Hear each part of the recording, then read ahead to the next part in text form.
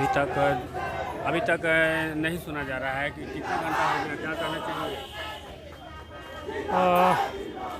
अभी लगातार कई घंटों से लोग आंदोलन के लिए रोड पे उतरे हुए हैं और उम्मीद कर रहे हैं कि डीएम एसपी कोई भी उधर से आए और हम लोगों का जो मांग है उसको सुने, लेकिन अभी तक के अंदर से कोई आए नहीं। लोग धीरे धीरे उग्र होते जा रहे हैं। अभी तक के कोई उधर से कोई बोलने या कुछ सुनने नहीं आया है। अभी देखिए कि लोग यहाँ पे खड़े हैं। कम से कम आप न्याय नहीं दे सकते तो कम से कम लोग जो अपना समस्या लेके आए हैं, जो आपसे मांगना चाहते, कम से कम वो तो आकर बाहर दे दीजिए। लेकिन एसपी डीएम साहब किसी प्रकार से कोई बात सुनने के लिए तैयार नहीं है। इसी से साफ जाहिर होता है कि क्या न्याय देंगे।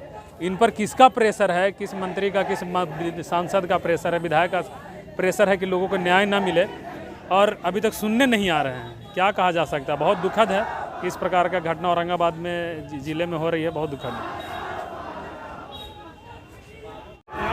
देखिए आपका सीट। आइए हम और बात करते हैं। हमारे साथ में अधिवक्ता अनुराग यादव जी हैं और हम इनसे बात करेंगे जिस तरह से जो घटनाएं हो रही है, क्या इस पर कहेंगे।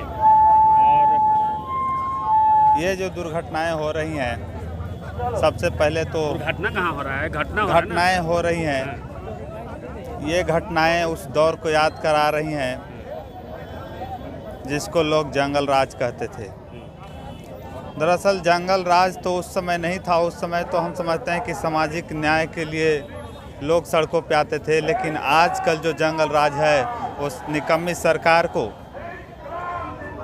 बेखबर रहने के कारण ये सब हो रही हैं। बिहार का जो लॉ एंड ऑर्डर है, जिनके हाथ में ये सब जिम्मेवारी है, गृह विभाग जिनके हाथ में है, इस सूबे के मुखिया जिस तरह से इन घटनाओं से बेखबर हैं, उनको इन सभी घटनाओं की जिम्मेवारी लेते हुए और स्वतः अपने पद से इस्तीफा दे देना चाहिए। चिराग पासवान की बात मत कीजिए। वो आदमी सिर्फ पासवान के और दलित के नाम पर वोट लेने का काम करता है। उसको इससे कोई मतलब नहीं। वो बीजेपी का आदमी है, आरएसएस का काम करता है। चिराग पासवान जैसे नेता को बहिष्कार कर देना चाहिए। बैकवर्ड और दलित लोगों को नेता होना चाहिए जो हमारी बातों को कम से कम सुने, सदन में उठाए। तेजस्वी जी ने कम से कम फ़ोन से ही सही अपने शिष्टमंडल के जरिए ही कोमल बहन के बारे में खबर लिया, उनके बारे में चिंता की। ऐसे नेताओं की हमें ज़रूरत है, ऐसे नेताओं की नहीं जो घटना को बता दे कि यह दुर्घटना है, जो इंटेंशनली घटना घटित हो रहा है, जिसको गाड़ी से इस नियत से मारा जा रहा है, दिन दहाड़े गोली मारी जा रही है। महिलाओं को घर में घुसकर पूजा बहन की अभी मामला ठंडा नहीं हुआ था। इधर कोमल को ये दुर्घटना के आड़ में इसको इंटेंशनली हत्या कर दिया गया। इस तरह से घटनाएं हो रही हैं और चिराग पासवान इस पर कुछ बोल नहीं रहे। ऐसे नेताओं के होने ना होने का क्या मतलब है। वो लोग तो हमारे वोट के चलते सिर्फ आते हैं हम लोग के लिए दलित होने और बैकवर्ड करने। इसलिए हम नहीं मानते हैं कि चिराग पासवान कोई नेता है और ऐसे नेताओं की हमें कोई आवश्यकता नहीं है।